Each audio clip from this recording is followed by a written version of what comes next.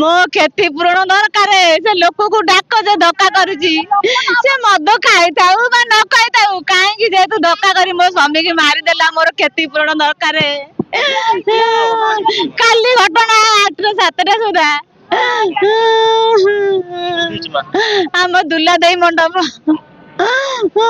ମୋ ସ୍ୱାମୀ ଯାଇଥିଲା ଦୋକାନକୁ, ଚାଉଳ ନଦୁଥିଲା ସାଇଡ ରେ ଠିଆକି, ସେ ପିଟି ଦେଇଛି, ଦୋକାନରୁ ଫାଳେ ଭାଙ୍ଗିଛି ଏସି। ତାପରେ ମୋ ସ୍ୱାମୀ କି ଧକ୍କା କରି ଛିଟିକାଇ ଘୋଷାଡି ଆଣିଛି, ଚାଉଳ ସାଇକେଲ ସବୁ ଗାଡି ଉପରେ ଯେମିତି ଛିଟିକାଇ ଆଣିକି ଦୁଲା ଦେଇ ମଣ୍ଡପରେ ପିଟି ଦେଇଛି। ମୋ ସ୍ୱାମୀର ମୁଣ୍ଡ ଫାଟି ଯାଇଛି ପଛପଟୁ, ତା ଆଣ୍ଠୁ ଗୋଡ ସବୁ ଭାଙ୍ଗି ଯାଇଛି, ଜଙ୍ଘ ଫାଟି ଯାଇଛି।